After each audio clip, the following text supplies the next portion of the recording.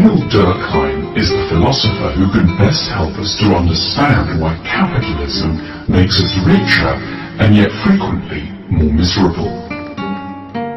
He was born in 1858 in the little French town of Épinal near the German border. Before he was 40, Durkheim was appointed to a powerful and prestigious position as a professor at the Sorbonne in Paris. Durkheim lived through the immense rapid transformation of France from a largely traditional agricultural society to an urban industrial economy. Durkheim's focus on suicide was intended to shed light on a more general level of unhappiness and despair in society. He could see that his country was getting richer, that capitalism was extraordinarily productive, and in certain ways that it was also liberating. But what particularly struck him, and became the focus of his entire scholarly career, was that the economic system was doing something very peculiar to people's minds. Across his career, Durkheim tried to explain why people had become so unhappy in modern societies, and he isolated 5 crucial factors. Suicide was the horrific tip of the iceberg of mental distress created by modern capitalism. It was, quite literally, driving them to suicide in ever-increasing numbers. This was the immense insight unveiled in Durkheim's most important work, Suicide, published in 1897. The book chronicled a remarkable and tragic discovery, that suicide rates seem to shoot up once a nation has become industrialized and consumer capitalism takes hold. Durkheim observed that the suicide rate in the Britain of his day was double that of Italy, but in even richer and more advanced Denmark, it was 4 times higher than in the UK. In traditional societies, people's identities are closely tied to belonging to a clan or a class. Few choices are involved. A person might be a baker, a Lutheran, or married to their second cousin without ever having made any self-conscious decisions for themselves. They can just step into a place created for them by their family and the existing fabric of society. Capitalism raises hopes. Everyone with effort can become the boss. Advertising stokes ambition by showing us limitless luxury that we could, if we play our cards right, secure very soon. The opportunities are said to be enormous, but so too are the possibilities for disappointment.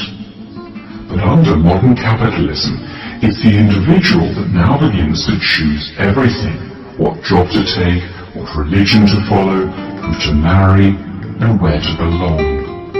If things go well, the individual takes all the credit.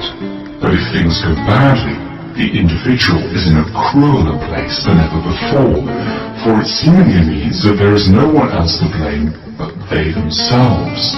Failure becomes a terrible judgment upon the individual. This is the particular burden of life in modern capitalism. In modern capitalism, envy grows rife. It's easy to become deeply dissatisfied with one's lot, not because it's objectively awful, but because of tormenting thoughts about all that is almost but not quite within reach. The cheery, boosterish side of capitalism attracted Durkheim's particular annoyance.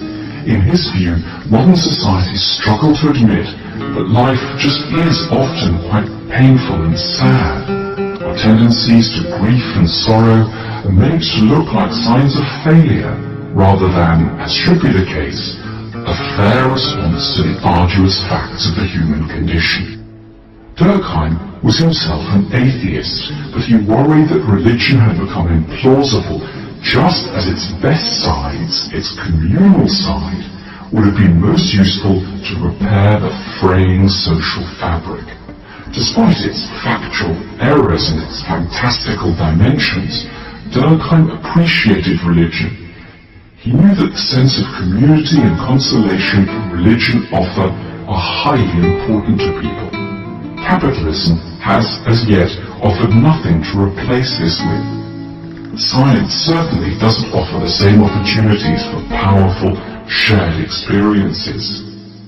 The periodic table might well possess a transcendent beauty and be a marvel of intellectual elegance, but it can't draw a society together around it. One of the complaints against traditional societies, strongly voiced in Romantic literature, is that people need more freedom. Rebellious types used to complain that there were far too many social norms. Norms telling you what to wear, what you're supposed to do on Sunday afternoons, what parts of an arm it's respectable for a woman to reveal. Capitalism, following the earlier efforts of Romantic rebels, has relentlessly undermined social norms. Countries have become more complex, more anonymous, and more diverse. People don't have so much in common with one another anymore. The collective answers to even very important questions like who you should marry or how you should bring up your children have become weaker and less specific.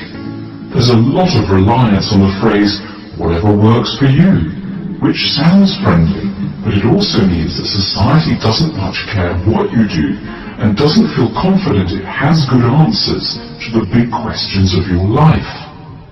In upbeat moments, we like to think of ourselves as fully up to the task of reinventing life and working everything out for ourselves. But in reality, as Durkheim knew, we're often simply too tired, too busy, too uncertain, and then there's nowhere to turn. In the 19th century, it had looked at certain moments as if the idea of the nation might grow so powerful and intense that it could take up the sense of belonging and shared devotion that had once been supplied by religion. Admittedly, there were some heroic moments, but they generally didn't work out very well. Family, too, seemed for a time to offer the experience of belonging that people seem to need. But today, although we do indeed invest hugely in our families, they're not as stable as we might hope. And by adulthood, children are hardly tied to their parents anymore. They don't expect to work alongside them, they don't expect their social circles to overlap, and they don't feel that their parents' honor is in their hands, of giving us the feeling that we're part of something more valuable than ourselves. Emile Durkheim was a master diagnostician of our ills. We are all Durkheim's heirs, and still have ahead of us the task that he grappled with. How we can create new ways of belonging, how we can take some of the pressure off individuals and find a more correct balance between freedom and solidarity, and how to generate ideologies that will allow us not to be so tough on ourselves for our failures and our setbacks. He shows us that modern economies put tremendous pressures on individuals and leave them dangerously bereft of authoritative guidance and communal solace. Today, neither family nor the nation are well placed to take up the task of giving us a larger sense of belonging